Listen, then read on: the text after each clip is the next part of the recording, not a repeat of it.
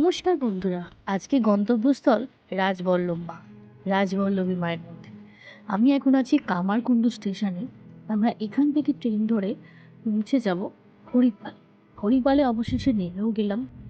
হরিপালে নেমে কিছুটা হেঁটে আমাদের সামনের দিক যেতে হবে। ওই যে দেখছো সামনের দিক, ওই সামনের দিক থেকে রাস্তা ক্রস করে আমরা এখন টেকার ধরবো। তোমরা এখান থেকে টেকার, বাস, অটো পেয়ে যাবে, কিন্তু টেকারটা গেলে আমার মনে হয় একটু সুবিধা। আমরা টেকারে উঠে পড়েছি, আর এখানে টেকার তো অ্যাভেলেবেল, সবসময় টেকার পেয়ে যাবে। অবশেষে পৌঁছে গেছি রাজবল্লভ মায়ের মন্দির। এবার আমরা মন্দিরের মধ্যে প্রবেশ করছি, এটা মায়ের গেট। এখান দিয়ে সোজা কিছুটা হেঁটে গেলে মায়ের মন্দির পাবে। দেখো দেখো, দেখেছ, মানে প্রচণ্ড ভিড় হয়েছিল। আর মানে ভিড়টা অতিরিক্ত সেদিনকে ছিল। এই যে ডালার যে দোকান, এই ডালার দোকান থেকে কাকুটার থেকে আমরা ডালা কিনেছিলাম। কাকুটা খুবই ভালো ছিল। আর এখানে আমরা আগে থেকে ফোন করে এই খাবারের কুপনটা কেটে রেখেছিলাম। তখন ডালা নেওয়া হয়ে গেছে। আমরা এখন ডালাটা নিয়ে মন্দিরে ঢুকবো। আগে পুজোটা দেবো, তারপর আমরা ভোগ খেতে বসবো।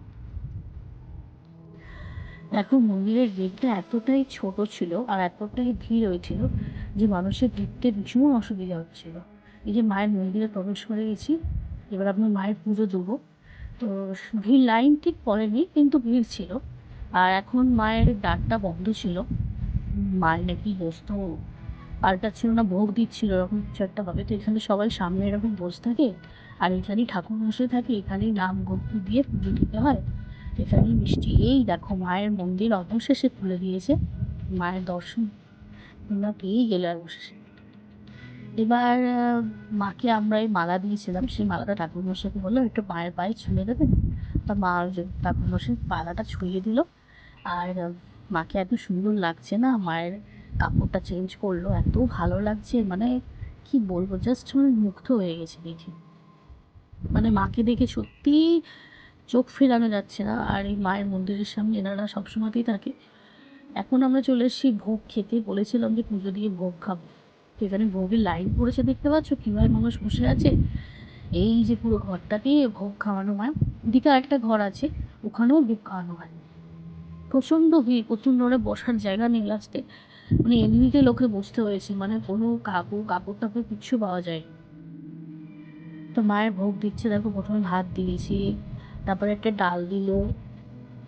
কিন্তু টুইস্টটা আছে এর পরে।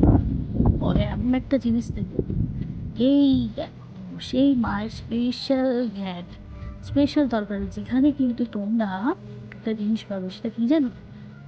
এই দেখো চিংড়ি মাছ। হ্যাঁ, মায়ের কিন্তু চিংড়ি মাছ দিয়ে ভোগ হয়। এই দেখো পুরো ভোগের জায়গাটা। আর তোমাদের বললাম যে এইদিকে একটা ভোগের জায়গা আছে, এরকম এখানেও কিন্তু ভোগের মায়ের ব্যবস্থা আছে। এবার এই সোজা গেলে আমরা হাত ধুতে পারবো না, ওখানে একটা পুকুর ঘাট আছে। আর এটা পিছন দিকটা, ওই যে মায়ের মন্দিরটা সামনের দিকটা। আমার ওই খাওয়াটাও হয়ে গেছে। এবার মায়ের নাট মন্দিরে বসে আছি। আর এত ভালো লাগছিলো, ঠিক মায়ের সামনেই দেখো, দেখো দেখো মায়ের যে মন্দির, হ্যাঁ ওইটাই, ওর একদম উল্টো দিকেই বসেছিলাম। আর এত গরম পড়েছে না, বসেছিলাম, এত ভালো লাগে। এটা হচ্ছে মায়ের পুকুর।